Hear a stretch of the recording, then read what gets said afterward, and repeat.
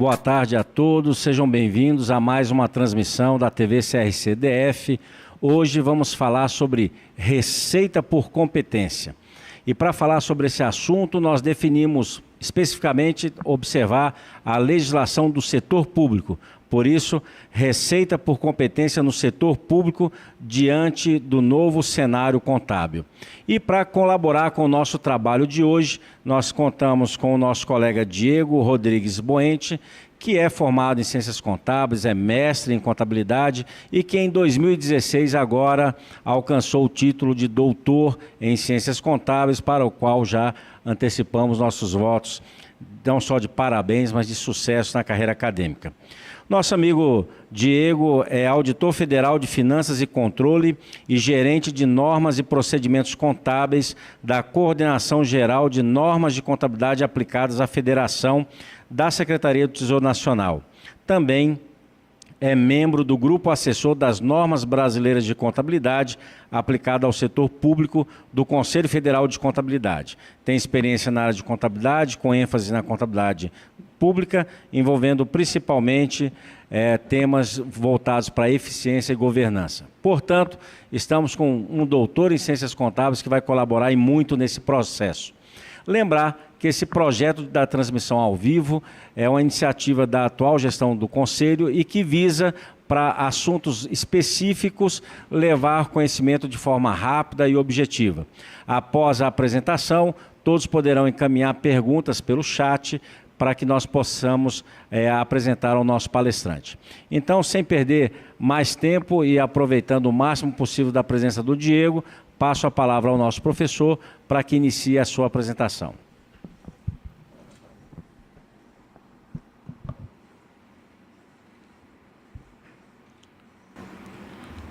Boa tarde.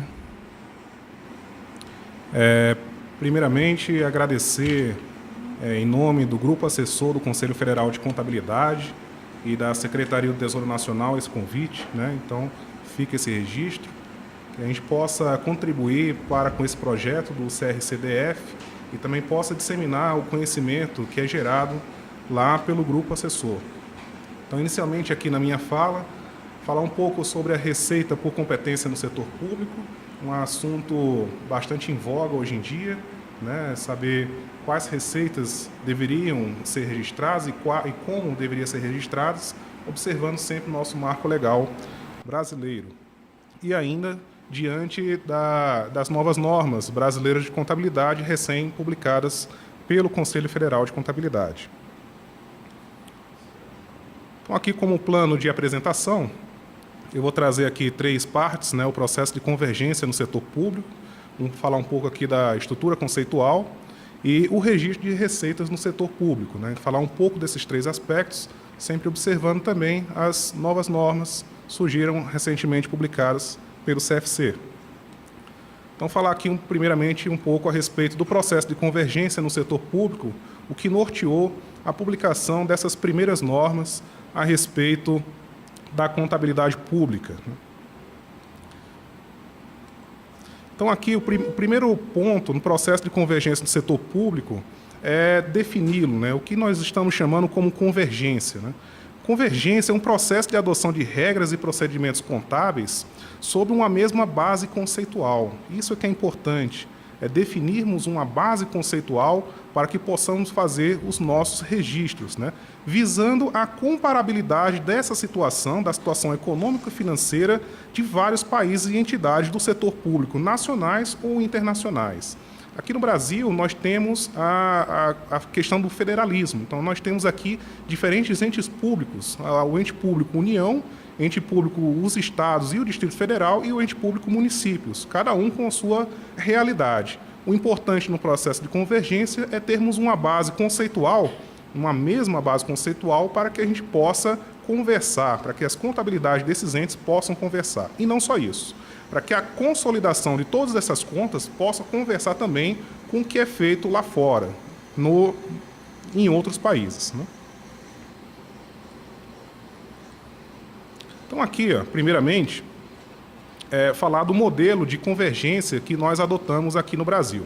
Alguns países adotaram as normas internacionais editadas pelo IPSAS Board, né, de forma direta, ou seja, trouxeram uma legislação para que se adotasse diretamente essas normas internacionais sem sofrer qualquer tipo de ajuste. Aqui no Brasil foi diferente. Nós temos, primeiramente, as normas editadas pelo IPSAS Board. Essas normas, ela passa por um crivo ou uma adaptação à realidade brasileira, né, observando as nossas particularidades e também o nosso marco legal. E esse trabalho é feito pelo Conselho Federal de Contabilidade, daí a primeira leva das NBCT-SP. E aí, num segundo passo, é a adaptação dessa convergência da norma adaptada à realidade brasileira, observada as questões de consolidação pelos entes da federação.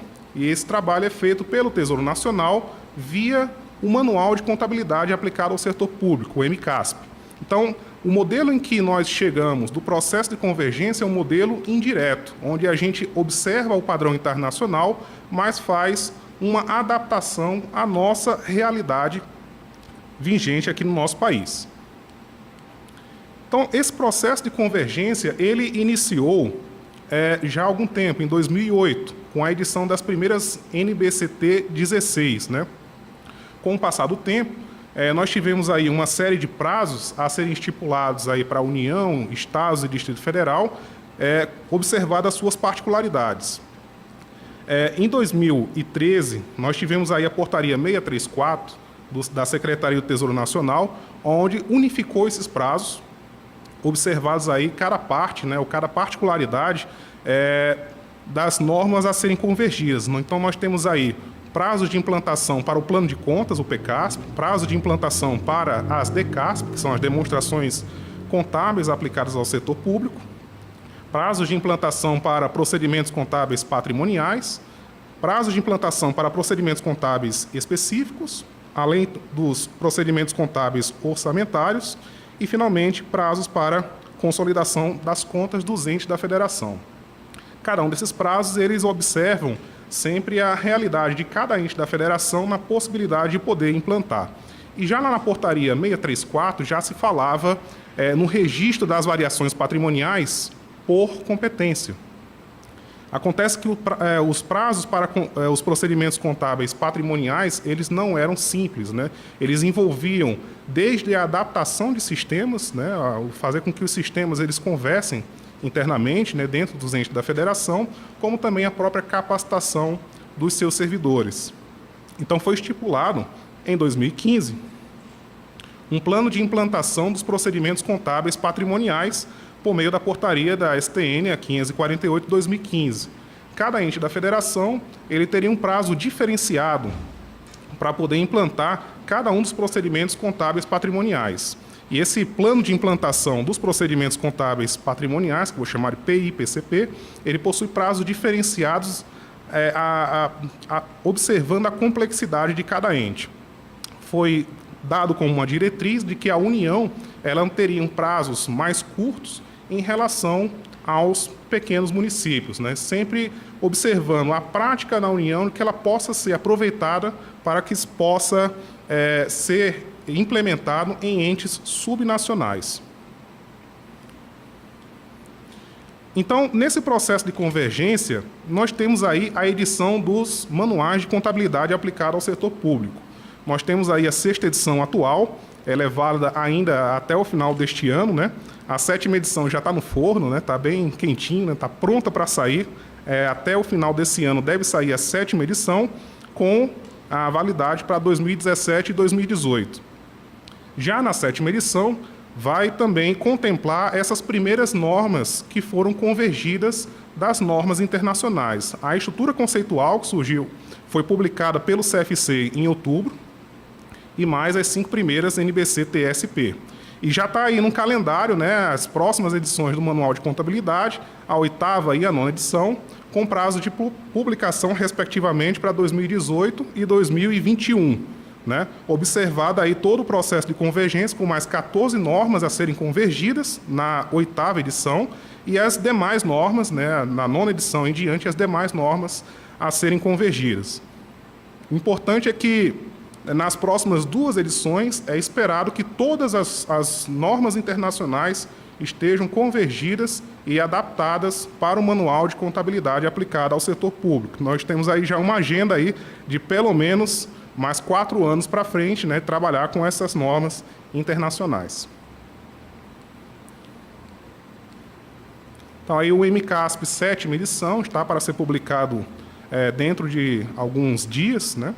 Vai ser publicado agora no final do ano, com vigência já a partir do ano que vem, e ele já traz aí essas primeiras normas, né? A norma na estrutura conceitual, a norma 1, que trata de receita de transações sem contraprestação, a norma 2, que traz a receita de transações com contraprestação, norma 3, provisões, passivos contingentes e ativos contingentes, a norma 4, que fala de estoques, e a norma 5, que fala de concessões de serviços públicos sob a ótica do concedente.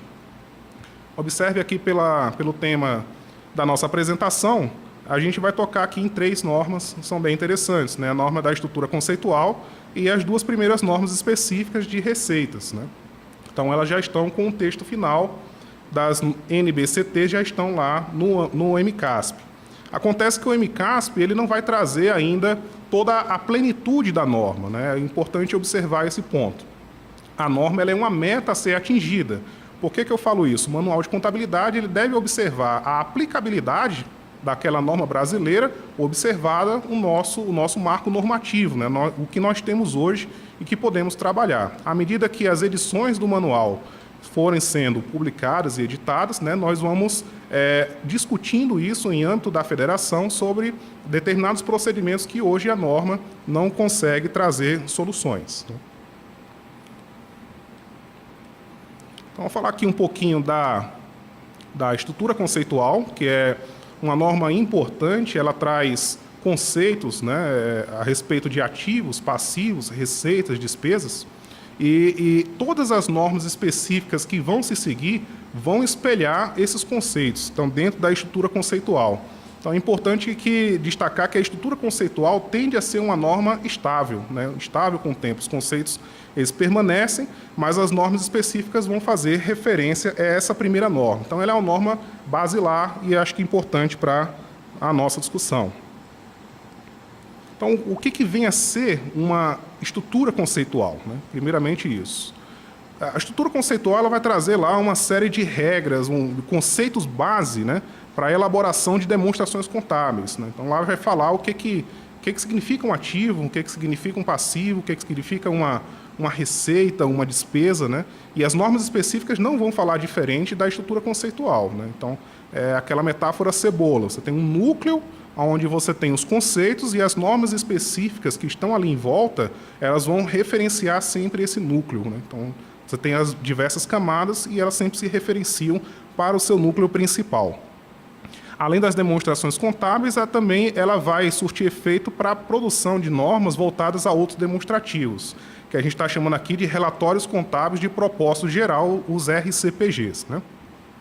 Todas as demonstrações contábeis e os outros demonstrativos devem ser elaborados com base no regime de competência, que é o tema aqui da nossa apresentação. Então, esses são conceitos básicos para a elaboração das demais normas.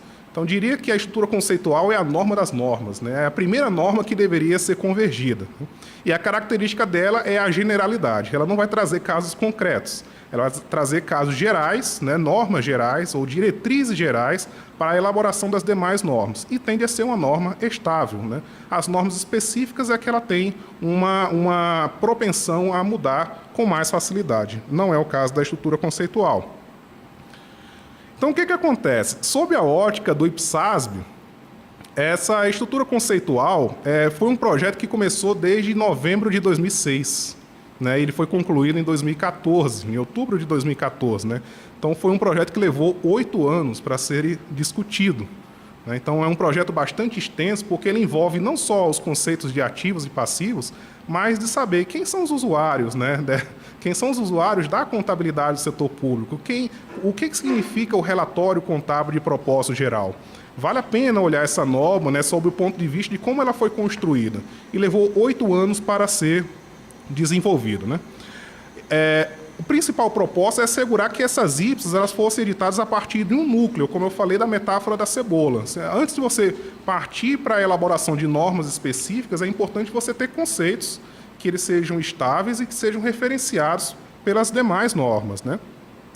No caso do IPSASB, ele entende que a estrutura conceitual ele é um documento, mas não é uma IPSAS, ele não é uma norma, né? Ele é um documento de referência para as demais normas. E a observância da estrutura conceitual, no caso do IPSASB, não é compulsória, né? Então, você observa a estrutura conceitual, mas as normas específicas é que, de fato, são as IPSAS, né? E o projeto ele foi dividido em 4 fases, né? Então, você teve um projeto que tratou, uma fase que tratou das características gerais, do reconhecimento, dos elementos e a mensuração e, por fim, a evidenciação. Então, todas essas fases elas foram cumpridas em 2014. No nosso caso, brasileiro, a gente aproveitou essa experiência, né, de 8 anos de projeto no IPSASB e adaptou a estrutura conceitual à nossa realidade, né? Então, antes de começar a se debruçar sobre a estrutura conceitual, houve um movimento interno no Conselho Federal, né, uma diretriz para retomar o processo de convergência. Ele tinha se iniciado em 2008, teve algumas normas que foram editadas nesse período, foi um marco importante para a contabilidade do setor público, só que o projeto ele não teve continuidade. Então, o Conselho Federal entendeu por bem reestruturar o grupo assessor que cuidava da edição ou da proposição de normas brasileiras de contabilidade no Brasil, né? Ele reestruturou, trouxe colegas de várias instituições com perfis, né, desde a academia, colegas de tribunais de contas. Eu também estou incluso, né, eu participo também como uma visão do Tesouro Nacional. Teve outros colegas que trouxeram visões de estados. Então, esse grupo ele se fortaleceu e aí começou retomou, né, o processo de edição de normas.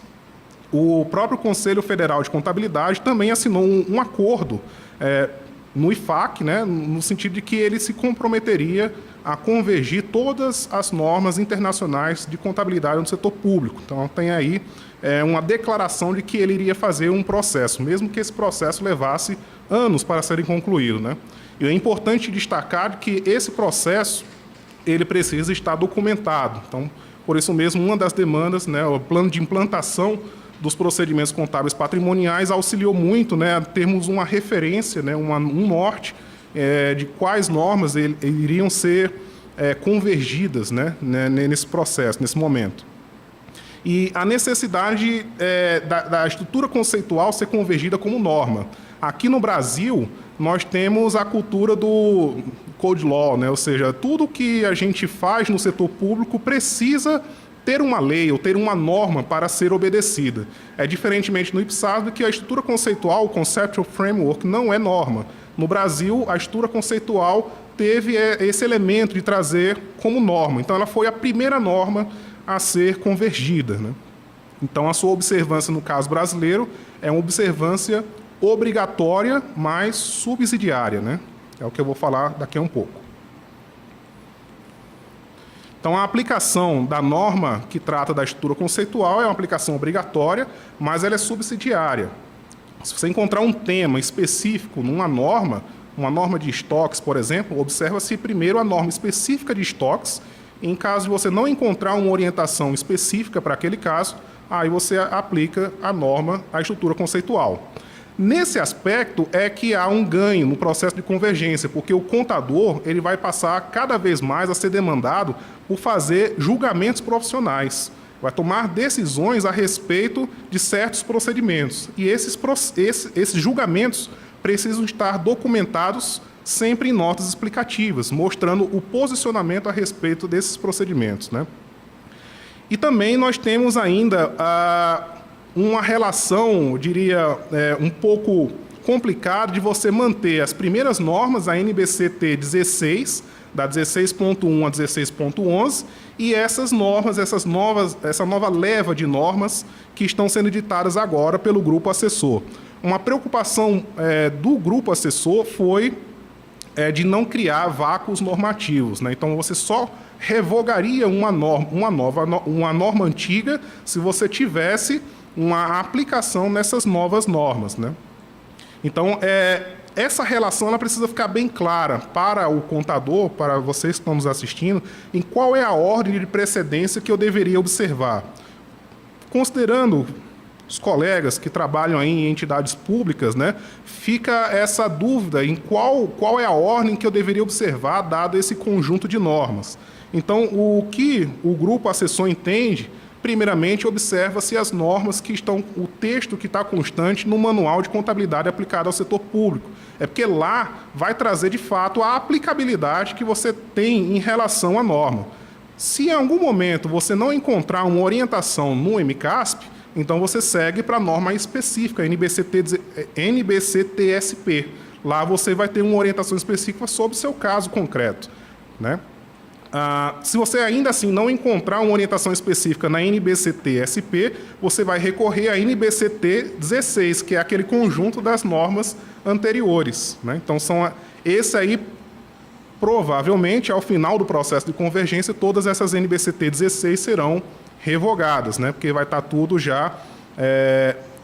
todo o seu conjunto, todo o seu conteúdo vai estar nas novas normas. E ainda assim, se você não encontrar uma orientação na NBC-T16, você subsidiariamente vai encontrar alguma orientação na NBC-T-SP da estrutura conceitual.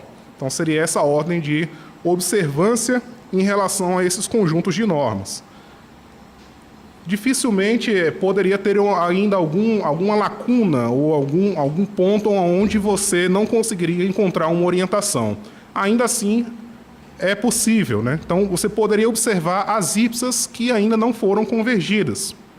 Só que, nesse caso, as IPSAs, como eu falei anteriormente, as IPSAs vão sendo convergidas no nosso modelo indireto, né? Então, pouco a pouco, essas IPSAs vão se transformando em NBCT-SP.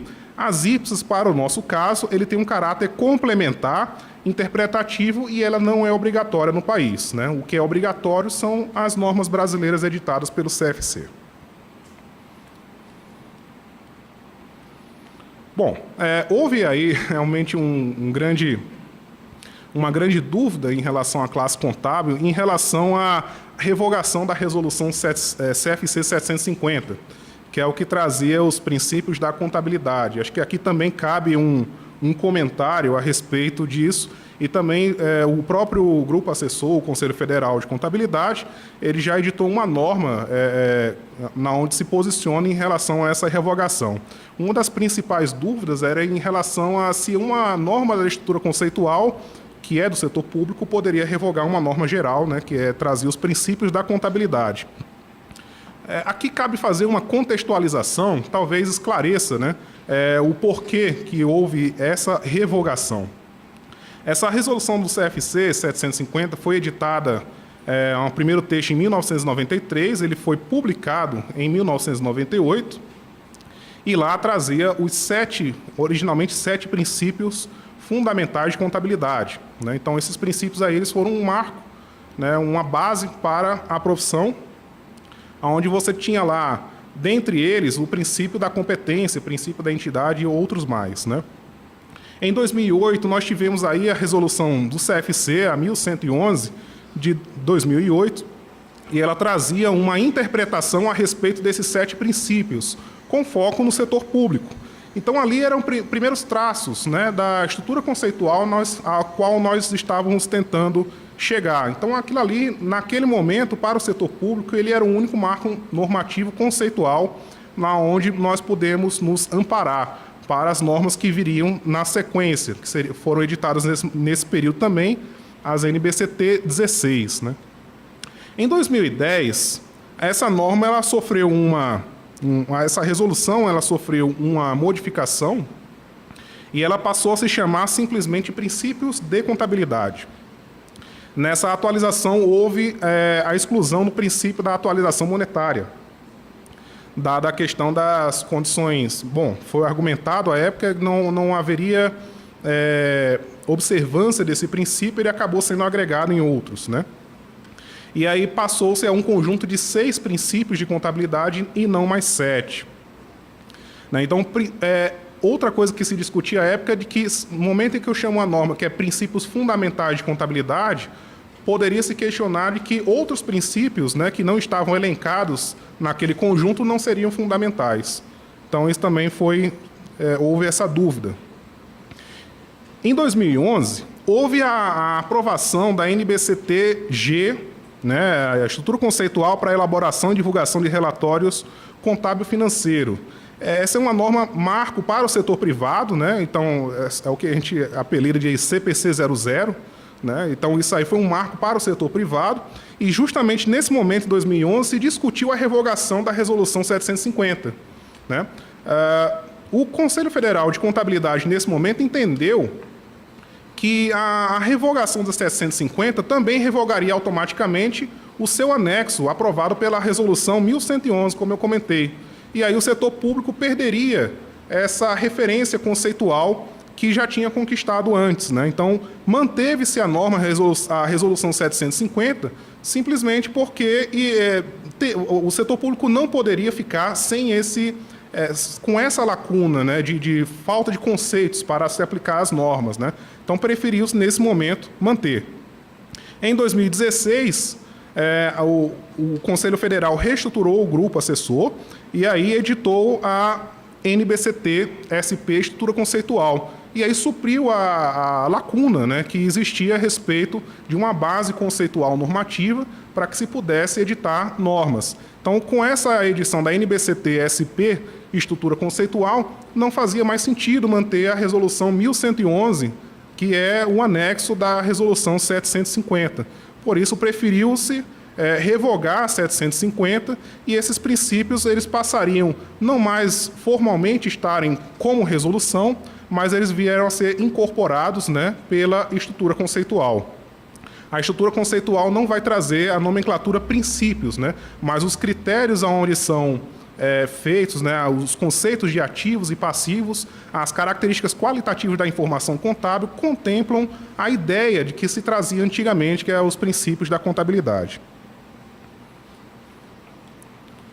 Bom, e agora falar propriamente da receita no setor público. Né?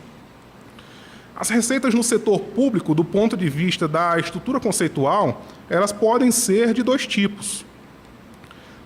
Aí são novos nomes, nas quais a gente não está ainda habituado. Né? Receita de transação sem contraprestação e receita de transação com contraprestação. A receita de transação sem contraprestação são daquelas transações onde o ente público ele receba um valor na qual não haja um valor em contrapartida de igual valor ou de valor irrisório. Né? O exemplo clássico disso é um tributo. Então, quando se paga um tributo, não necessariamente o ente público lhe devolve alguma coisa em troca em igual valor. Era muito bom, né, se fosse assim. Né? Eu pago o IPTU, eu quero então a minha rua asfaltada, ou eu quero eu quero placa de sinalização, eu quero aqui uma melhoria para a minha moradia. Seria muito bom, mas não existe essa contrapartida, pelo menos não de igual valor. Então, essas transações são características de ser transação sem contraprestação. As de transação com contraprestação são aquelas transações tipicamente comerciais, em que o ente público ele eventualmente vende uma mercadoria e espera um recurso financeiro em troca. Né? Então, essas são características de transações com contraprestação. E aí, para fins de normas brasileiras, foram editadas duas, em que elas fizeram referências às IPSAs. Né? Então, a norma de transação sem contraprestação, ela foi convergida através da NBCT-SP 01 e a norma de receita de transação com contraprestação, a NBCT-SP 02. Né? Então, elas trazem critérios diferentes em relação ao reconhecimento e mensuração dessas receitas. Né? Então, como eu falei, nas transações sem contraprestação, nós temos tipicamente tributos e transferências. Né? Transferências no sentido mais amplo possível, né? Desde as transferências de convênios até transferências de multas, que a norma chama de multas, doações, heranças, né? Estaria encaixado no conceito de transferências. A NBCT-SP 02 traz critérios a respeito de venda de mercadorias, prestação de serviços, juros, royalties, dividendos. Né? Então, são operações próximas de transações comerciais comuns. O ponto a observar, importante, é de que essas receitas não se confundem com o que a gente chama de receitas orçamentárias. Elas não são as receitas orçamentárias não são pelo regime de competência, ela observa o regime de arrecadação, que é o que tem lá no artigo 35 da 4320, né? Então é um ponto a observar que a estrutura conceitual não entra nesse mérito de separar o que é receita patrimonial, entre aspas, né, e a receita orçamentária. No MCASP é que existe essa preocupação de haver a separação por uma série de motivos, né? Isso aí já está bem difundido aqui na nossa classe contábil brasileira. Então, falando aqui um pouco, bem brevemente, a respeito das normas, na NBCT SP01, a receita de transação sem contraprestação, ela convergiu a IPSAS 23, né, uma norma que ela é específica do setor público, né, você não tem um paralelo de IFRS. Originalmente, ela foi editada pelo IPSASB em dezembro de 2006 e ela foi atualizada até janeiro de 2015 com base no último handbook do IPSASB, né, a versão de 2016. Né. O objetivo dessa norma 1 é estabelecer as exigências para fins de demonstrações contábeis para a receita proveniente de transações sem contraprestação. E um dos pontos interessantes da norma é que ela traz a diferença dos conceitos entre o que é uma transação sem contraprestação e o que é uma transação com contraprestação. Né? Numa transação sem contraprestação, nós temos vários desafios. Né? A discussão à luz da nossa realidade, nosso sistema tributário, ele é bastante complexo. Né? Então, a complexidade dos tipos de tributos se faz presente na discussão dessa norma. Então, nós temos aqui tributos que são diretos, o IPTU, por exemplo, tributos que são por homologação, né, o caso do ICMS, e tributos por declaração, e TBI, por exemplo. A norma 1 ela não traz essa especificidade, mas aí o MCASP ele precisa trazer essas preocupações, tanto no que diz respeito ao reconhecimento dessas categorias de tributos, quanto também a mensuração. Nem sempre é fácil, né? Então, nós temos ainda vários desafios a serem cumpridos, superados. Né? E a particularidade dos tributos nacionais. Então, nós temos aqui, por exemplo, uma taxa, eventualmente, pode ser uma transação com contraprestação? Então, também fica esses nossos questionamentos. A taxa ela é um tributo, que é próprio de uma transação governamental, né, pelo uso do seu poder soberano. Mas, ao mesmo tempo, a taxa ela exige algum tipo de contrapartida do ente público. Né? Então, a taxa, né, para todos os fins, e nós normatizamos, né, chegamos a uma intensa discussão sobre isso, a taxa, ainda assim, podemos considerar uma transação sem contraprestação. Só que vale uma avaliação, cabe uma avaliação caso a caso. Né? Estimativas amparadas em modelos estatísticos podem sustentar o registro por competência, ou seja, você estimar através de uma modelagem, ou que seja até uma média, né? Pode sustentar o registro por competência. A norma ela traz essa possibilidade. O MCASP ainda não traz. Por quê? Porque isso ainda é novo. Ainda precisa ser amadurecido, né, na federação para antes de ser aplicado. E a realidade da repartição dos créditos tributários. Né? Então, a União ela registra os seus créditos tributários. E os estados e os municípios? Né? Em que momento haveria esse registro? Né? Em que momento? Quando reconhecer? E como mensurar? Então, são questões que são levadas no âmbito de discussão dessas normas. Evidentemente, não temos ainda todas as soluções, mas já levamos aqui algumas reflexões para que vocês possam também avaliar. Em relação à NBCT SP02, ela foi originalmente publicada em julho de 2001 e ela, sim, ela tem uma referência, um espelho nas normas privadas, a IAS 18, que ela foi publicada em 1998. Ela foi atualizada até novembro de 2010, com base na última versão do handbook do IPSASB. O objetivo dessa norma é apresentar um tratamento contábil referente às receitas provenientes de transações com contraprestação. E os maiores desafios aqui são desafio de reconhecimento e mensuração. Só que esses desafios também já são compartilhados com o setor privado. Talvez essa norma ela já tenha bastante algumas soluções apresentadas. E ela traz casos bastante particulares. Né?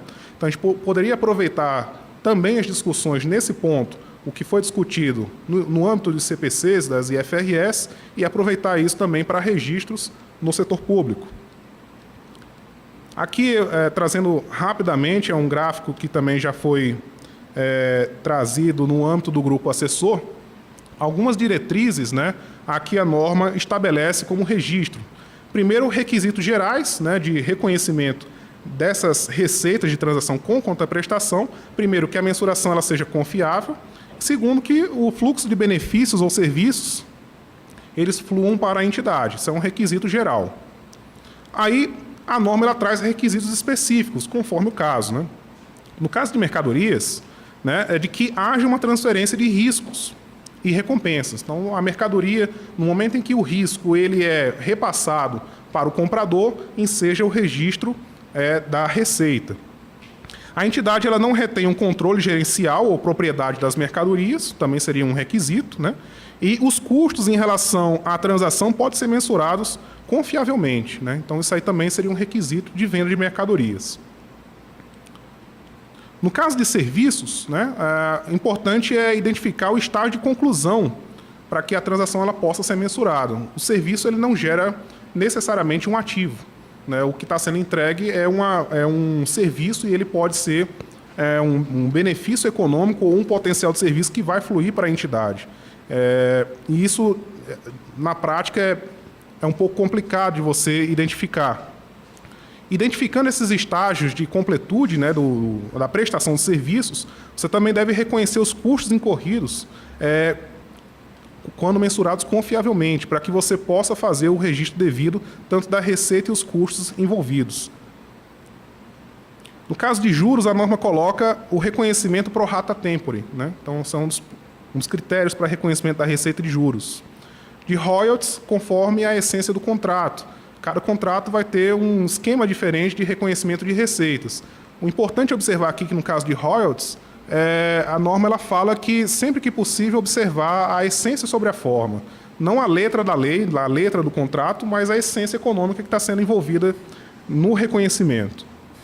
E, no caso de dividendos, o reconhecimento quando o acionista passa a ter direito a respeito do valor a que lhe compete, né?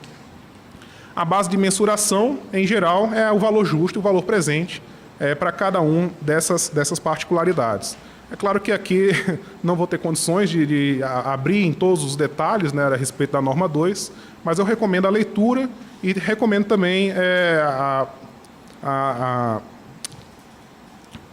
o questionamento, né, as perguntas, né, logo após aqui a apresentação eu posso detalhar um pouquinho mais.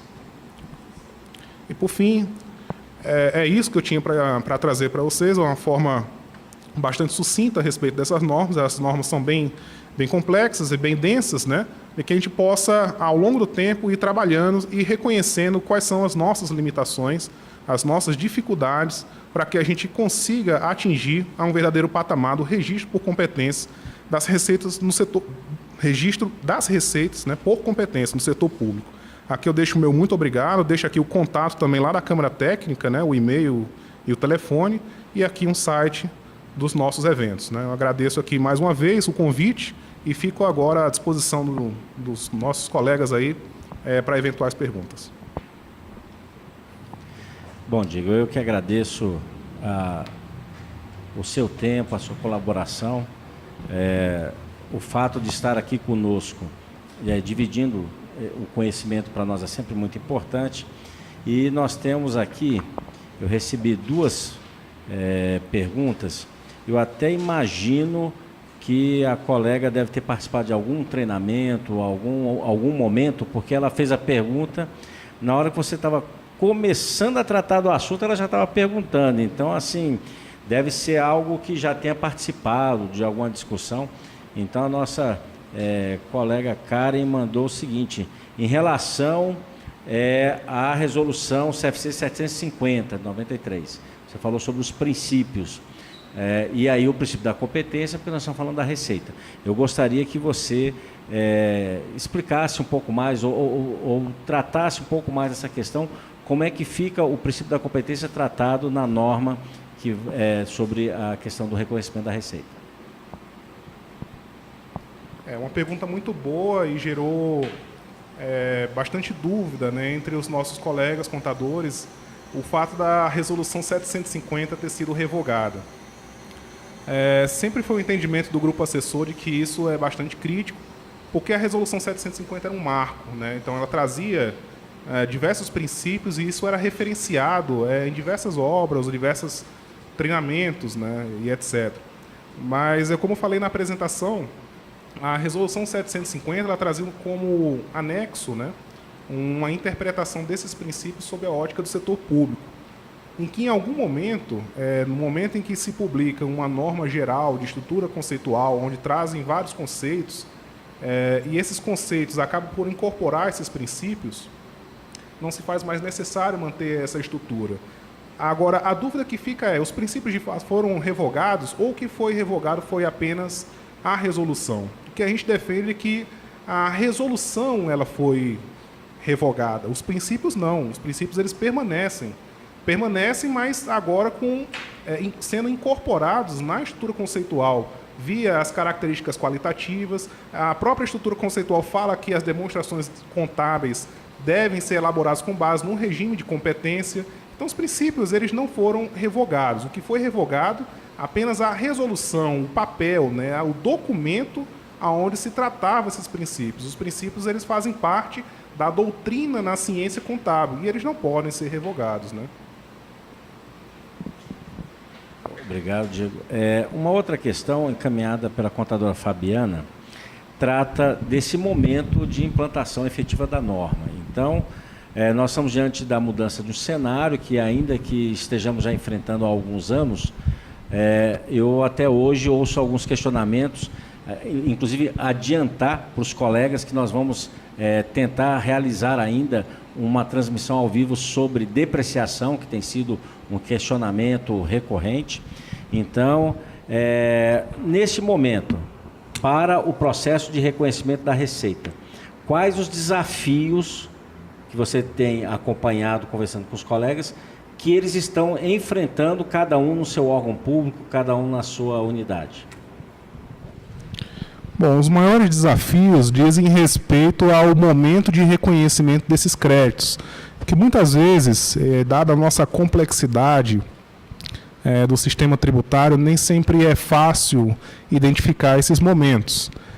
Para algumas espécies tributárias, por exemplo, isso pode se tornar bem complexo. É o caso, por exemplo, do imposto de renda e ICMS, onde não fica claro exatamente qual o momento onde o ente público tem um crédito constituído, né? Ou faltam informações ou sistemas que consigam pegar essas informações. O desenvolvimento de sistemas e a capacitação dos nossos colegas e profissionais é parte fundamental nesse processo de convergência. Então, isso que são os nossos grandes desafios aqui no Brasil. Pelo menos o grupo assessor do Conselho Federal de Contabilidade, em parceria com a Secretaria do Tesouro Nacional e também aqui contando com a colaboração do CRC do Distrito Federal, tem promovido uma série de ações no sentido de disseminar esse conhecimento, em que a gente possa compartilhar esses desafios, né? Nem sempre é fácil. Mesmo na União, os sistemas, eles nem sempre se conversam.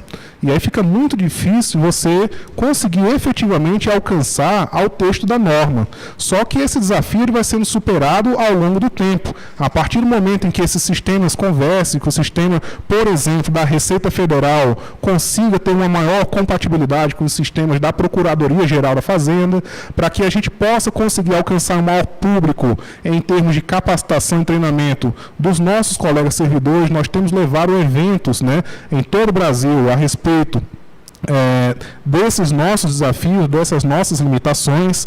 Então, isso é que realmente a nossa grande barreira, né, de a gente tentar, o máximo possível, trazer que a informação necessária para a contabilidade esteja espelhada no nosso produto final, as demonstrações contábeis, né? E isso aí realmente é um desafio que a gente compartilha com todos, né, de a gente tentar, à medida do possível, adaptar os nossos sistemas, capacitar os nossos colegas e disseminar o conhecimento.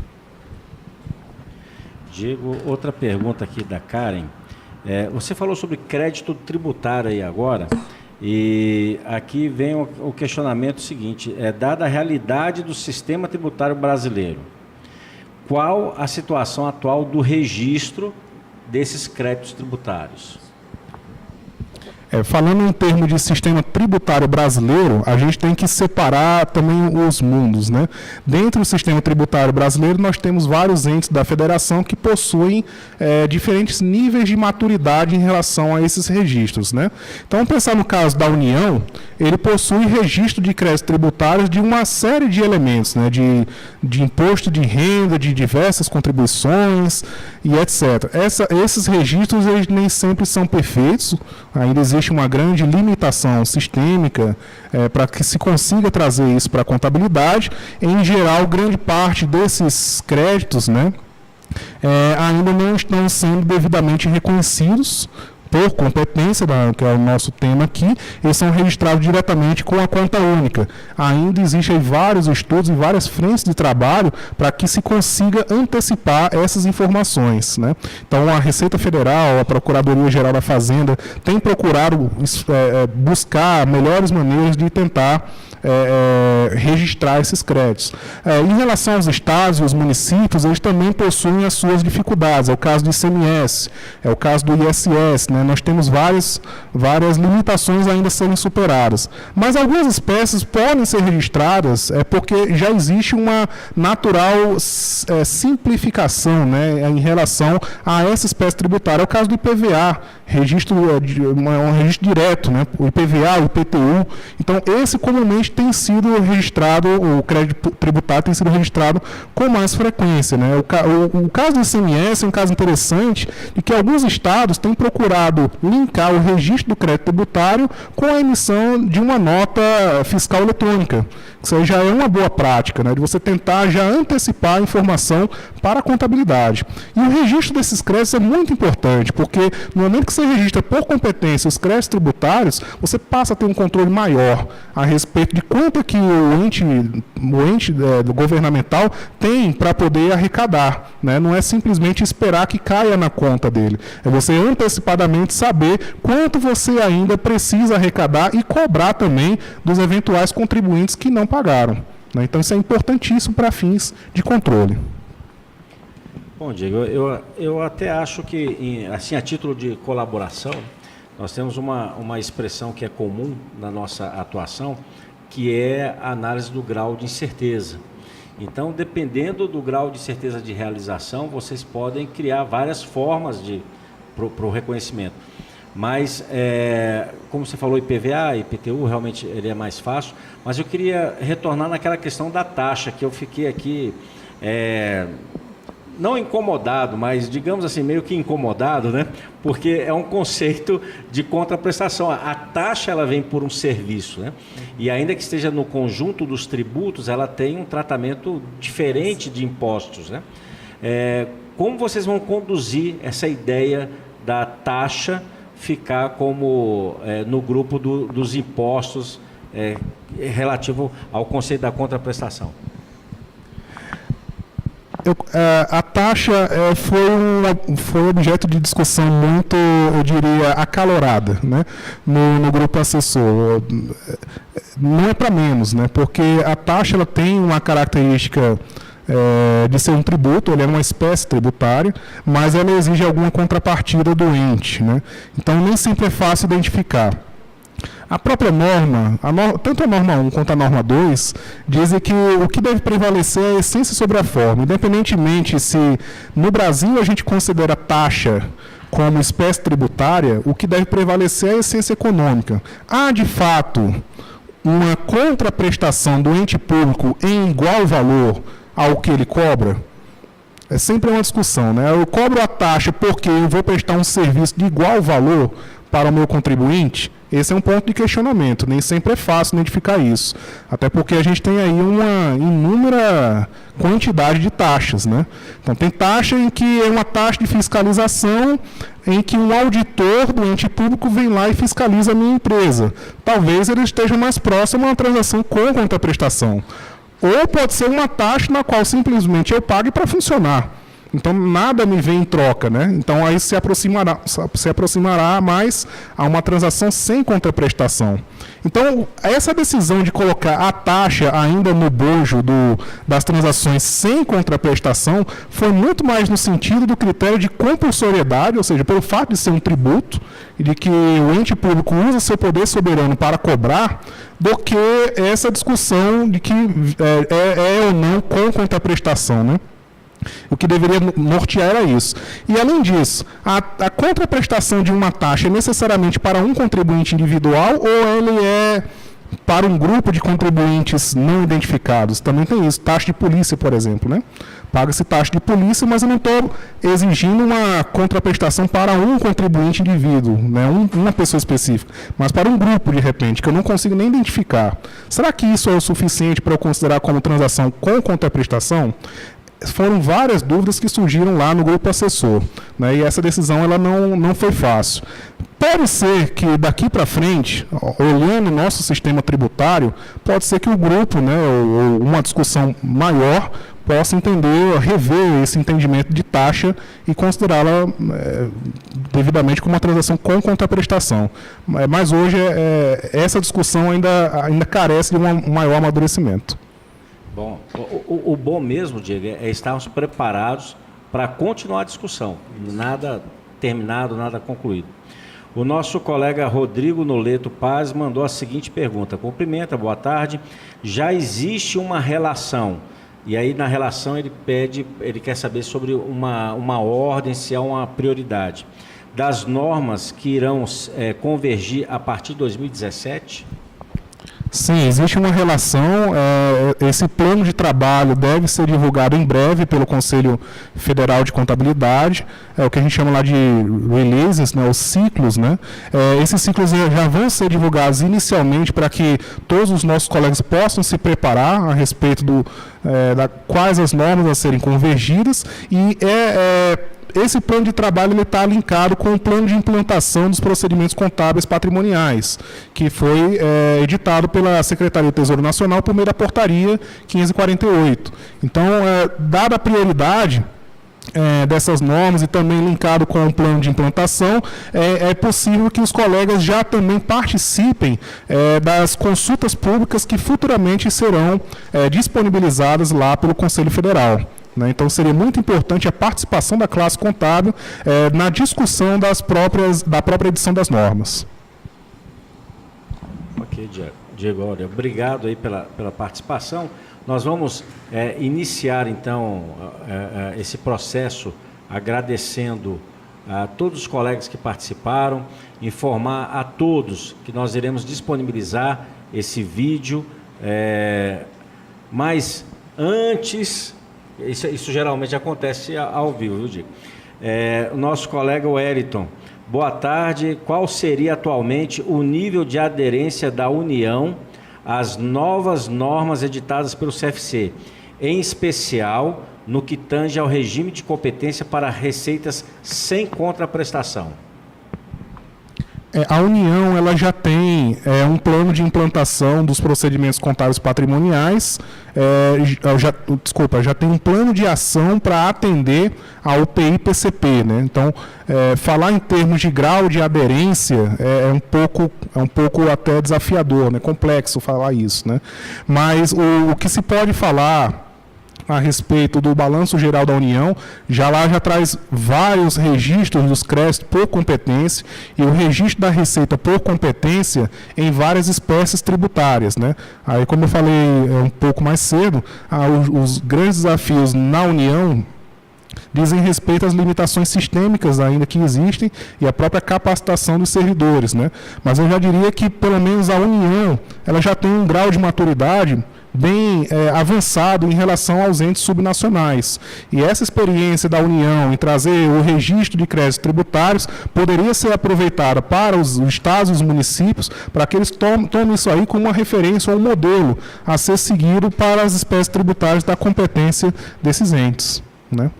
Bom, então é importante que nas unidades da federação os colegas fiquem atentos e, de repente, via STN, eu não tenho autorização para oferecer a STN, mas de repente via STN e CFC, por meio dos conselhos regionais, possam levar para os seus estados aí algum apoio, orientação.